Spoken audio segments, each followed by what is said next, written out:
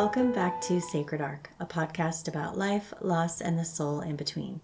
I'm Kimberly, an intuitive grief guide, death doula, licensed esthetician, and whether I wanted to be or not, a lifelong student of grief. Today we're talking about a part of grief that often goes unnamed, identity. This episode isn't about finding quick clarity. It's about naming what's real and making space for the becoming that happens when identity shifts.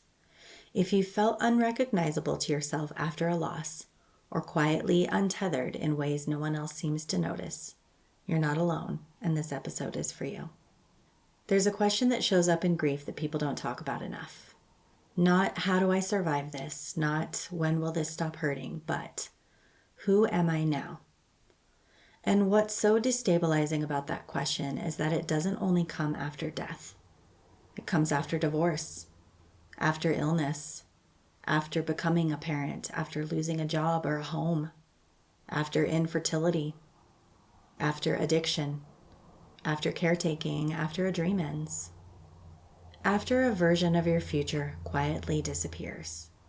Sometimes nothing dies, but everything changes.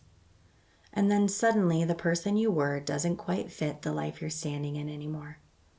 That's what this episode is about. Not finding a new identity, not reinventing yourself, not becoming stronger, but sitting inside the disorientation of identity loss and learning how to live there with less self-judgment. We don't talk about identity loss as grief, but it is. And I think that's why so many people feel like they're doing grief wrong, because what they're grieving doesn't always have a clear name. We're taught that grief is about losing someone, a death, an ending. But identity loss happens when who you were no longer fits the life you're in. And that kind of loss doesn't come with a ceremony. There's no moment where everyone gathers and says, yes, something important just shifted for you. Instead, you're expected to adjust quietly, to adapt, to figure it out, to keep functioning. But internally, there's often this disorienting feeling of, I don't know where I belong anymore, or I don't recognize myself. I feel like I'm standing in my life, but not inside of it. Because identity loss isn't widely recognized, people often minimize it, even to themselves.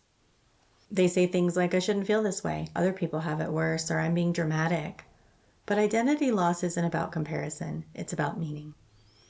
When a role, a future, a relationship, or a version of yourself disappears, your nervous system has to reorganize.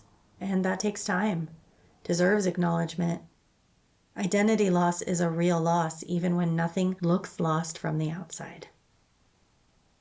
One of the reasons identity loss hurts so much is because identity doesn't exist in isolation. We don't form our sense of self alone. Identity is shaped in relationship to people, roles, routines, responsibilities, and expectations. You know who you are because of how the world reflects you back. So when something changes, it's not just the loss itself, it's the mirror that disappears. You don't just lose a partner or a parent or a child or a job, a body you trusted. You lose the context that once told you who you were, and suddenly the world doesn't respond to you the same way. People stop seeing you as the caregiver or the strong one, or the partner or the healthy one, maybe even the dependable one. Or they keep seeing you that way, even when it no longer fits, and both can be painful. This is why identity loss often comes with this quiet sense of displacement. You're still here, your life is still happening, but the role you once occupied doesn't exist anymore. Or it exists in a completely different form. Because our culture is very role-oriented, when a role shifts or disappeared, people can feel completely untethered. Not because they've lost their worth, but because they've lost their orientation. And that disorientation is not a failure, it's a part of becoming. After identity loss, questions tend to surface, and they don't resolve quickly. Questions like, who am I now? What matters to me now? What am I allowed to want, or who do I belong to? Or where do I fit? And these questions can feel unsettling because we're taught that uncertainty is something to fix. We're taught to find answers, to define ourselves, to move toward clarity. But identity after loss doesn't work like that. These questions often stay open for a long time, sometimes years. Sometimes they resurface again and again at different stages of life. That doesn't mean you're stuck, it means you're listening. I think one of the most important things to say here is this: you don't need answers right away. What most people need and rarely receive is simply permission to ask. Permission to say, I don't know yet. I'm still figuring it out, or I'm not ready to define myself. Some identities don't get replaced. They don't disappear. They just get reheld differently. And learning how to hold them with less pressure, less judgment, and more compassion is part of the work of grief. You're still sitting with these questions. That doesn't mean you've lost yourself. It means something mattered enough to change you. And that kind of change deserves time. One of the surprising things about identity loss is that it doesn't always arrive at the moment of loss. Sometimes it shows up much later, months later, years later, after you've handled it, after you've survived, or after you've learned how to function again. You might feel steady for a long time and then one day realize, I don't know who I am in this life anymore. And that can be deeply confusing because it doesn't line up with the story we're told about healing. We're taught that grief has a beginning, a middle, and an end. That once you get through the hardest part, things should slowly improve, but identity loss often emerges after the shock wears off, when the adrenaline is gone. You're no longer in survival mode, and that's when questions start to surface. That's when the body softens enough to notice the absence. That's when you realize the life you rebuilt still doesn't feel like home. This is what I mean by becoming without a map. You're not who you were before, but the next version of you hasn't fully formed yet. There's no clear path, no model, no checklist. Because we don't talk about this phase, people often assume something is wrong. But this is actually a developmental moment, a reorganization, a deeper integration. Identity loss showing up later isn't a setback. It's often a sign your system finally has the capacity to ask more honest questions. Another reason identity loss can feel so isolating is because it's often invisible to the outside world. From the outside, you look functional, composed, or back to normal, even successful. People see you working, showing up, handling things, and so they assume you're fine. But identity loss doesn't always announce itself. Doesn't always look like breakdown. Often it looks like quiet disconnection, a subtle sense of not belonging, a feeling that you're performing a version of yourself that no longer feels true. And because there are no obvious markers, people stop asking, they stop checking in, they stop making space, they move on, even if you haven't. This is where many people begin to grieve in silence. Not because they don't want support, but because it feels harder to explain something that doesn't even have clear language. You might find yourself thinking, I don't even know how to describe what I've lost, so how could anyone else understand? This is especially true when identity loss is tied to things like fertility or health changes, career shifts, caregiving roles, relationship endings, becoming a parent or not becoming a parent, or surviving something that changed you. There is no public acknowledgement for these transitions, no ritual, no pause. So identity loss becomes something you carry quietly, and that quiet doesn't mean it's small, it means it hasn't been witnessed. Identity loss doesn't belong to one kind of grief. It shows up across many kinds of loss, even when death isn't involved. When someone dies, identity loss can look like, who am I without this relationship? Or who am I now that this role no longer exists? Am I still a mom? Am I still a daughter, a son, a partner, parent? But identity loss also shows up in other forms of grief.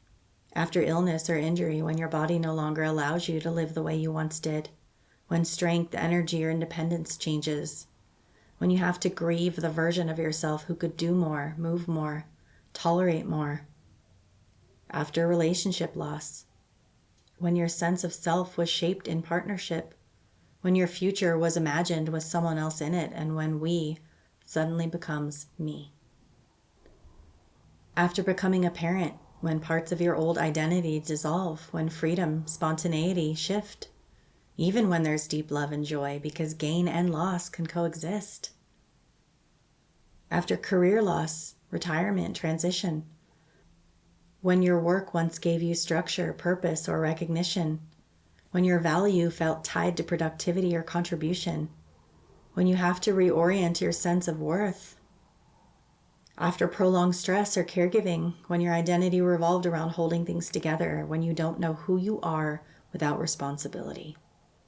Identity loss doesn't ask, was this loss valid enough? It asks, who did this make you become and who are you now without it? And that question deserves care, not pressure. If any of this resonates, I want you to know you are not failing to move on.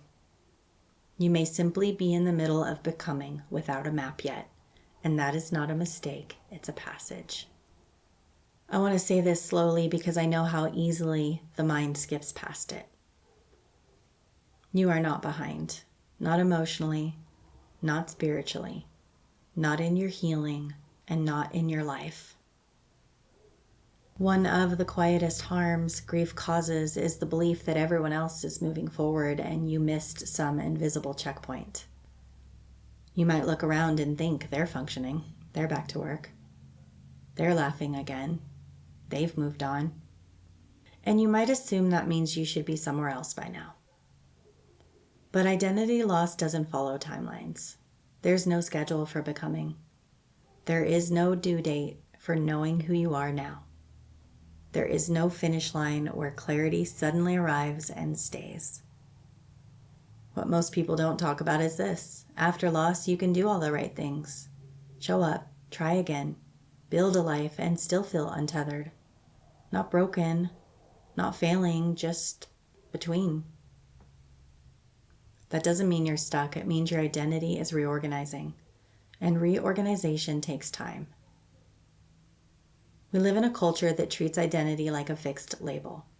Mother, partner, caregiver, professional, healthy, strong, reliable. But identity is relational. It's shaped by who we love, who needs us, who mirrors us back. So when someone is gone or a role ends or future collapses, it's not just grief for what you lost. It's grief for who you were in relation to that loss. And that kind of grief doesn't resolve once. It revisits, it softens. It reappears in new seasons. It asks new questions. So if you're still asking, who am I now? Or what fits? Maybe what doesn't fit? Or why does this feel harder than I expected? That doesn't mean you're behind. It means you're listening. You're allowing yourself to become without forcing an answer. You're letting the questions breathe instead of rushing to fill them. You're honoring the fact that something mattered enough to change you. Some identities don't get replaced. They get reheld differently. Some roles don't disappear, they change shape. Some answers don't arrive fully formed. They arrive in fragments, in moments, in quiet recognitions. And none of that is a failure. It's a human response to real loss.